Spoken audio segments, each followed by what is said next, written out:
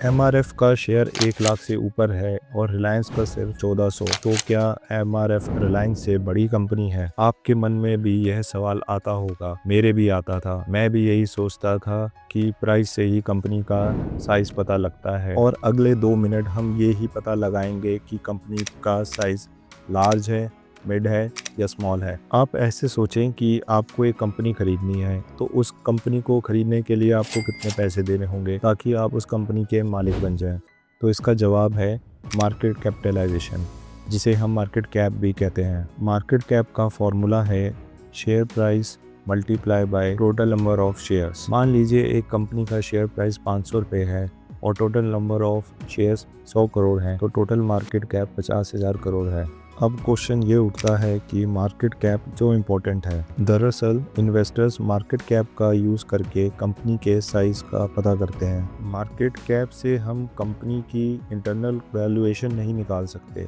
Generally market cap 3 category की होती हैं, large cap, mid cap, small cap. जो भी कंपनी स्टॉक मार्केट में लिस्ट होती हैं उनको उनके मार्केट कैप के बेसिस पर ही रैंक किया जाता है। Large cap companies top 100 companies होती हैं। ये कंपनी एक्चुअली स्टेबल होती हैं और वेल एस्टेब्लिश होती हैं। For example HDFC bank, Reliance industries. Mid cap companies ये नेक्स्ट 150 कंपनीज हैं। ये तेज़ी से ग्रो करती हैं और थोड़ा रिस्क भी होता है। स्मॉल कैप बाकी सब कंपनीज होती हैं। ये छोटी कंपनीज होती हैं पर इसमें रिस्क सबसे ज़्यादा होता है। चलिए अब मैं आपको शो करता हूँ कि आप कैसे लार्ज कैप, मिड कैप और स्मॉल कैप की कैटेगराइजेशन चेक कर सकते हैं। सेबी का रूल ये है कि लार्ज कैप, मिड कैप और स्मॉल कैप का क्लासिफिकेशन NSE या BSE डिसाइड नहीं करता। AMFI, association of mutual funds in India, decide करता है। एमफी हर 6 महीने जनवरी और जुलाई में NSE और BSE के डेटा मार्केट कैपिटलाइजेशन के बेसिस पर एक ऑफिशियल लिस्ट निकालता है। आप एमफी इंडिया की वेबसाइट पर आएंगे, यहाँ पर आपको एक ऑप्शन दिखेगा रिसर्च एंड इन्फॉर्मेशन। जब आप इसमें देखेंगे तो इधर आपको एक नीचे ऑप्शन दिखेगा अदर डेटा का, आपको यहाँ पे क्लिक करना है। थोड़ा सा नीचे स्क्रॉल कर कर आपको एक ऑप्शन दिखेगा category of large cap, mid cap and small cap stocks. आप यहाँ पर क्लिक करिए। यहाँ पर आपको 2 ऑप्शन दिखेंगे, जैन टू जून और जुलाई टू दिसंबर। हमें जुलाई टू दिसंबर देखना है क्योंकि यही लेटेस्ट डेटा है अभी, और ये हर 6 मंथ्स में अपडेट होता है एज पर सेबी रूल्स। यहाँ पर आप इसको 2 तरह से व्यू कर सकते हो, एक PDF से, एक एक्सेल फॉर्मेट में। हम PDF के फॉर्मेट में देखेंगे। जब आप PDF फाइल को क्लिक करोगे तो ऐसे डेटा आपको शो हो जाएगा। जो सीरियल नंबर वाला है ये रैंक बताता है मार्केट कैप की, और जो लास्ट कॉलम है वहाँ पर आपको दिख रहा होगा कि लार्ज कैप लिखा हुआ है।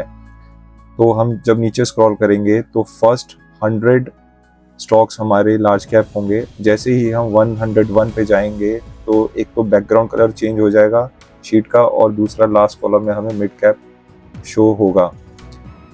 101 से लेके 250 रैंक तक के स्टॉक्स हमारे मिड कैप होते हैं। जैसे ही 251 रैंक हुई, 251 रैंक वाले स्टॉक्स से लेकर जितने भी स्टॉक हैं लिस्टेड, वो सब स्मॉल कैप कैटेगरी में आते हैं।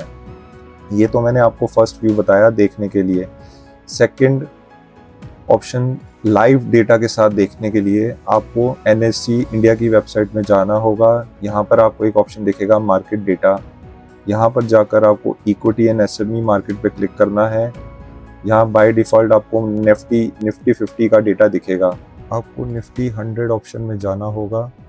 यहाँ पर जाकर आपको निफ्टी 100 के स्टॉक्स आ जाएंगे। जब आप दोबारा से यहाँ पर इस एरो को क्लिक करेंगे तो मिड कैप में एक्चुअली NSE ने इसमें सेग्रीगेट करा हुआ है 100, 150 और 50। आपको निफ्टी मिड कैप 150 पे क्लिक करना है, आपके पास मिड कैप स्टॉक्स शो हो जाएंगे।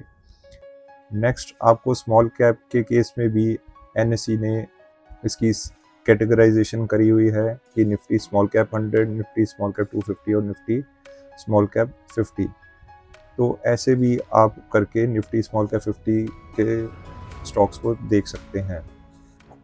तो अगली बार शेयर का प्राइस मत देखना, कंपनी का टोटल मार्केट कैप देखना।